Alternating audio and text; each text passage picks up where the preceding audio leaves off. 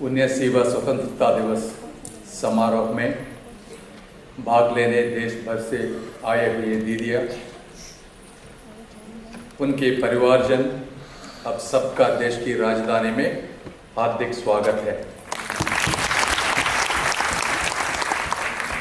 मंच पर उपस्थित ग्रामीण विकास मंत्रालय में मेरे सहयोगी, मित्र और जननेता श्री कमलेश पासवान जी, बेहद अनुभवी, लगन से काम करने वाले ग्रामीण विकास मंत्रालय के सचिव श्री शैलेश जी,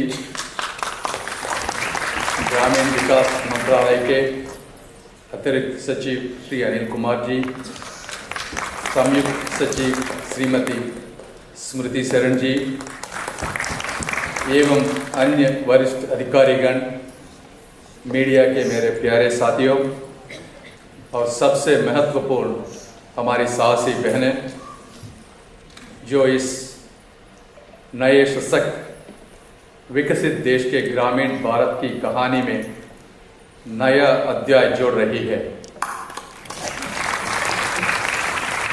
आज आपके सामने खड़े होकर मैं स्वयं को गौरवान्वित महसूस कर रहा हूं। आज हम 2 तरह की आज़ादी का उत्सव मना रहे हैं। 78 वर्ष पहले हमारे स्वतंत्रता सेनानियों ने उपनिवेशवाद की बेड़ियां तोड़ी। आज आप, हमारी एसएचजी महिलाएं, गरीबी, निर्भरता और बेआवाजी की बेड़ियां तोड़ रही है।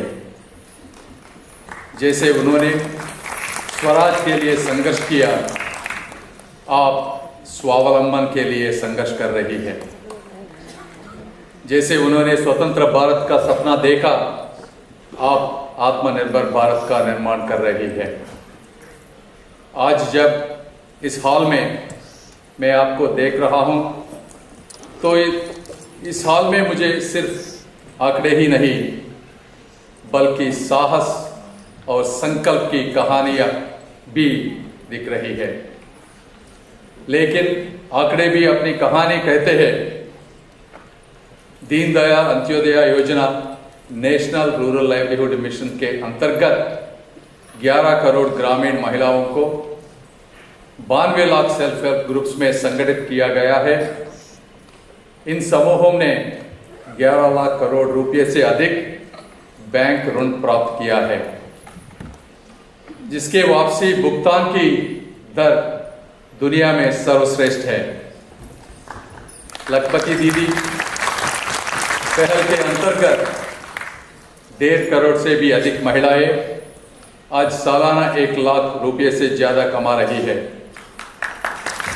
1,40,000 से भी अधिक डिजिपे सखीज हर घर जाकर डिजिटल सेवाएं पहुंचा रही है और 3.5 लाख से भी अधिक ग्रामीण उद्यम स्टार्टअप विलेज एंटरप्रेन्योरशिप प्रोग्राम के तहत शुरू किए गए हैं। कृषि से लेकर हैंडलूम तक, छोटे से लेकर बड़े व्यापार तक महिलाएं भारत की जीडीपी में योगदान कर रही है, सामाजिक प्रगति को गति दे रही है और लचीलापन व सच्चाई पर आधारित वैल्यू चेन्स बना रही है। लेकिन आंकड़े उस मां का गर्व नहीं दिखा सकते जो पहली बार अपनी बेटी को कॉलेज भेज रही है।